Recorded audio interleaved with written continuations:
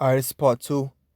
It was supposed to be just one whole part, but I made a mistake and pressed stop instead of press pause. So anyone that just watched the first part and didn't watch the second part, I guess the other information you're not gonna get. You gonna wanna watch both parts to get more understanding on it.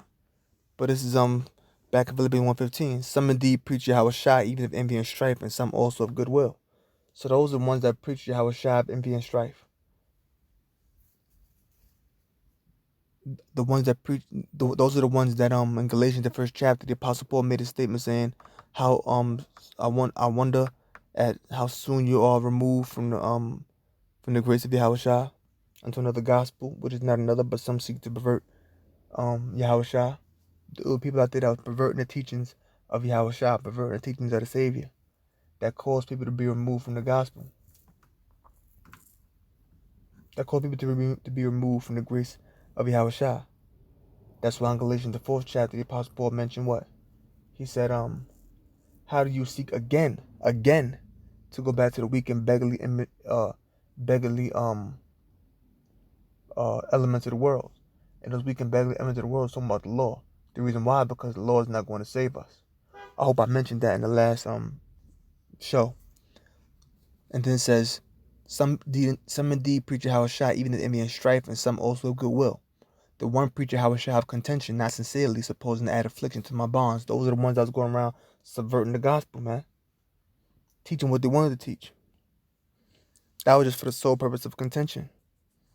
And then they added affliction to the Apostle Paul's bonds. So now Apostle Paul had to go back to them same people he told before. Or you have to go to the same people they told before and teach it to them again. That's why the Apostle Paul said, I wonder how you are so soon removed from the gospel of Yahushua.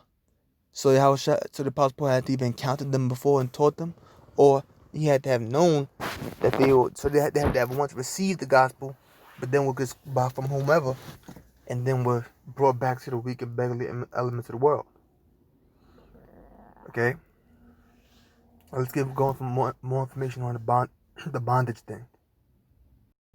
This is Galatians 4:21. Tell me, ye that desire to be under the law, do you not hear the law? For it is written that Abraham had two sons. Those two sons are Isaac and Ishmael. The one by a bondmaid, that was Hagar the Egyptian, who was a servant to Sarah, and the other by a free woman, which was Sarah. So he had two children, one by a bondmaid, one by a free woman. The bondmaid was Hagar the Egyptian, and the free woman was Sarah. But he who was of the bondwoman was born after the flesh, right? He that was born of the bondwoman was born after the flesh, that's Ishmael. So Ishmael was born after the flesh. Ishmael was born after a regular birth, a regular natural birth. But he of the free woman was by promise, right? He of the free woman was by promise, because when you go into the book of Genesis, the scriptures speak about how let me get it real quick. I'm gonna go right to the point. Genesis 17:15. And the Most High said unto Abraham, as for Sarai thy wife, thou shalt not call her name Sarai, but Sarah shall be her name. Sarah means princess. Sarai means my princess. And I will bless her, and give thee a son also of her. Yea, I will bless her, and she shall be a mother of nations. Kings of people shall be of her. Why? Because of Sarah was going to come Isaac, and Isaac was going to give birth to have a child named Jacob, and Jacob was going to have the 12 tribes of the nation of Israel, who were the Most High's chosen people. Then Abraham fell. When I say the Most High, I'm talking about the God of the Bible. Yahweh is his name, and Yahweh Shai is his son's name in Hebrew. Then Abraham fell upon his face, and laughed and said in his heart, shall a child be born unto him that is 100 years old? And shall Sarah that is 90 years old bear? And Abraham said unto the Most High, oh, that Ishmael might live after thee. So Abraham laughed and said, I'm going to have a child at 100 years old, and Sarah at 90 years old? Now, when you go to the book of Genesis 16:16, Ishmael was Abraham, whose name was Abram at the time. Let me get that real quick. Genesis 16:16. And Abram was 4 score and 6 years old when Hagar bare Ishmael to Abram. Yeah. And then the Heavenly Father eventually changed his name, if you see right here in the 5th verse on the top of the page. So Abraham was 86 when he had Ishmael, but he was going to be 100 when he had Let me just read.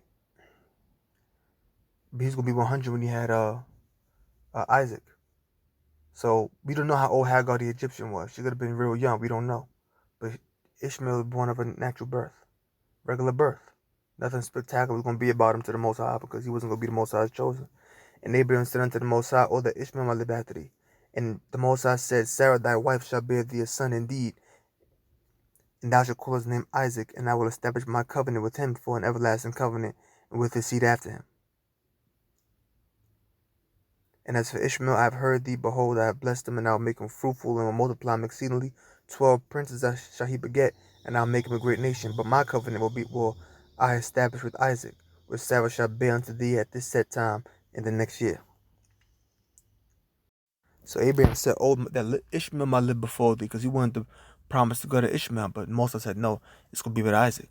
So it says, "But he was of the bond." It says, "For it is written that Abraham had two sons, the one by a bondmaid and the other by a free woman. But he who was of the bondwoman was born after the flesh, but he of the free woman was born by promise," because it was going to be a promise that was made to Abraham, that Sarah was going to have Isaac, and kings was going to become of her. Which things are an allegory, a sign? For these are the two covenants, the one from the Mount Sinai. The Mount Sinai was when the children of Israel was given the law, which gendereth to bondage, which is Hagar or Agar. Why would it say that? Because on Mount Sinai was when we were given a law, which gendereth to bondage, which is Hagar or Agar. Because Hagar the Egyptian was a bondwoman or a servant woman. So Hagar, who was a bondwoman, represented how Israel was going to be in bondage under the law that they were given at Mount Sinai. That's why I said these two, which things are an allegory, it's a sign, a symbol. Get the word allegory real quick. Strong's G 238. Alegareo. Alegareo. Alegareo. To speak allegorically or in a figure, containing allegory. Let me see.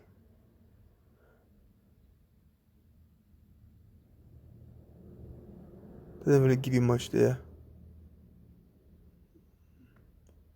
Type it in right here. Allegorically. Allegorical means containing a moral or hidden meaning. So that's all it means. Allegorical means a moral or a hidden meaning like a sign or something. So just as Hagar the Egyptian, who was in bondage, gave birth to Ishmael, that represented when Israel was given the law on Mount Sinai, which we were once in bondage under. Why were we in bondage under the law? Because we were under the law, we had to keep the law. And we couldn't offend, we couldn't break the law. And if we offended, we broke the law, we could be put to death. So we were in bondage or in slavery and servitude under that law. We were held in bondage under that law. We were captive under that law. Right? For this Hagar's Mount Sinai in Arabia. See that? Talking about Hagar being a bondwoman representing Mount Sinai. And answereth to Jerusalem, which now is, and is in bondage with her children. But Jerusalem, which is above is free, which is the mother of us all. So Jerusalem, which is above is free, which is the mother of us all, who came from, let's keep reading. For it is written, "Rejoice, thou barren that bearest not. Break forth and cry, thou that travailest not. For the desolate hath many more children than she which hath an husband." Because remember, Sarah, she was old. That's what Abraham said. "Shall I have a child at 100 years old? And my wife Sarah, who's 90 years old? Now we brethren, as Isaac was, are the children of the promise." There you go. Oh, there you go. So Isaac, who Sarah was going to have, represented the children of the promise. So that's what that's talking about. It's talking about us. So the ones that were in bondage, we're talking about the ones that was of Hagar the Egyptian. But Hagar the Egyptian, who was the bondwoman, a servant woman of Sarah, she represented when Israel was in bondage under the law. And being in bondage under the law, if we offended the law, we could be put to death. But that was back during before Yahushua came. When Yahushua came, he set us free from the law. Meaning we're no longer justified by the law. Meaning if we offended, we could be forgiven. That's what the scripture speak about grace. Grace is unmerited favor, having favor or mercy being shown unto you that you are not worthy of. All right. So the Most High is showing us that faith. That's what we got, showing us that grace. That's why we got to believe in His Son. And what is mercy? Mercy is having the power to punish someone you're refraining from doing so. So the Most High showed mercy upon us. He has given us grace. And we got to have faith in His Son. Okay, so that's what the bonds of the law represents. That's all I wanted to get to. So with that, I'm going to close and say, "Oh, praise Yahweh, Bashim Yahshua." I could read a little bit more on that, but I'm going to end it there. So I'm going to say, "Oh, praise Yahweh, Bashim Yahshua." Them last two parts of GMS. Oh, brothers, learn something. Shalom.